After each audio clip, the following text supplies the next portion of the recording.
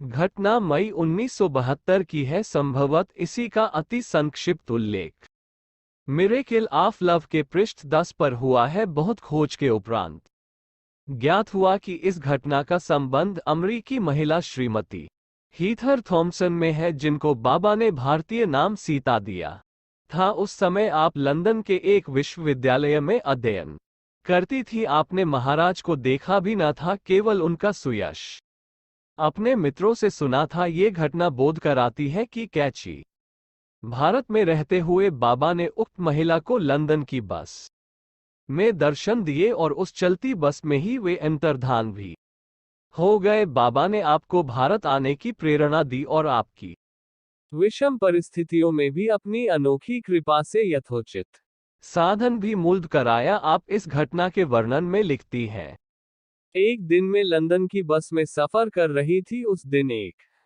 Double decker bus के प्रवेश द्वार के पास की ही सीट पर बैठी थी। मेरी बगल की सीट पर कोई न था, बस लगभग खाली थी और कंडक्टर ऊपर के कक्ष में था। एकाएक बस रुकी। एक बूढ़ा भिखारी चढ़ कर ऊपर आया। उसने फटे कपड़ों की कई परत पहन रखी थी और वह अपनी भुजाओं में एक लाल नीला कंबल दबाए था। वह मेरे सामने खड़ा हो गया और अति आकर्षक मुस्कान से मेरी ओर देखने लगा, जैसे कह रहा हो, थोड़ा आगे सरको, मैं तुम्हारी बगल में बैठना चाहता हूं। मैं आगे खिसक गई और वह वहीं बैठ गया। मुझे किसी को घूर कर देखना अच्छा नहीं लगता, इसलिए मैं कुछ मुड़ गई और खिड़की से बाहर देखने लगी। उस समय मैं मन में विचारने लगी, कितनी प्यारी है इसकी मुस्कान, कितना अच्छा है यह वृद्ध। जैसे मन ही मन मैं उसे वृद्ध कह रही थी। मेरा ध्यान एकाएक कल्पना में महाराज की ओर गया। मैंने सदा यही सुना था कि वे कंबलधारी वृद्ध कहलाते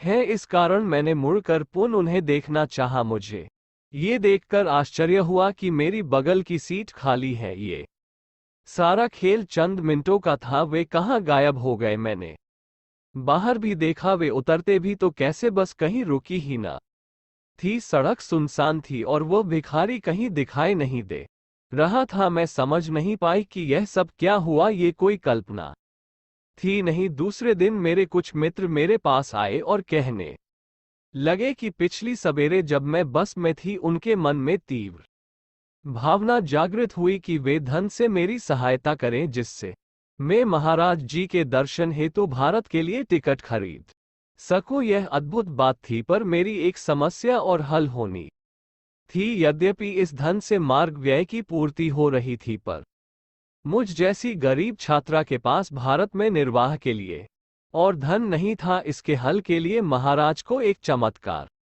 और करना पड़ा। इंग्लैंड में प्रत्येक सत्र के उपरांत हर विद्यार्थी अपने घर आने जाने के खर्च का भुगतान यूनिवर्सिटी से करवा लेता है। मैंने भी इसके लिए आवेदन पत्र दिया था। मुझे आश्चर्य हुआ कि शिक्षा अधिकारियों ने जितनी मेरी मांग थी उसकी दुगुनी धनराशि का चेक मुझे दे दिया। मैंने दूरभाष द्वारा ये गलती उन्हें दर्शाई। उन्होंने अपना खाता देखकर मुझे सूचित किया कि जो धनराशि मुझे दी गई है वो सही है। इससे मैंने यही समझा कि महाराज चाहते हैं कि मैं आकर उनके दर्शन करूं। 1 महीने में ही मैं वायु मार्ग से दिल्ली आ गई और महाराज के दर्शन करने के लिए सीधे ऊंची पहुंची। आश्रम में प्रवेश करते ही मैंने निश्चय किया कि मैं उनसे पूछूंगी कि क्या आप वही वृद्ध हैं जिन्होंने मुझे लंदन की बस में दर्शन दिए थे। पर जब मैं उनके पास पहुंची तो मैंने उन्हें वही कंबल ओढ़े देखा जो वह वृद्ध बस में हाथ में लिए था, और वे वही बस की सी सर्वज्ञता पूर्ण सुंदर मुस्कान से मेरी ओर देखने लगे। इसके बाद मुझे कुछ पूछना शेष रहा नहीं। मैं जान गई कि वे वही वृद्ध हैं जो मुझे बस में मिले थे। उनकी क्या कृपा दृष्टि थी, उन्होंने हमेशा के लिए मेरे हृदय और आत्मा को आनंदित कर दिया।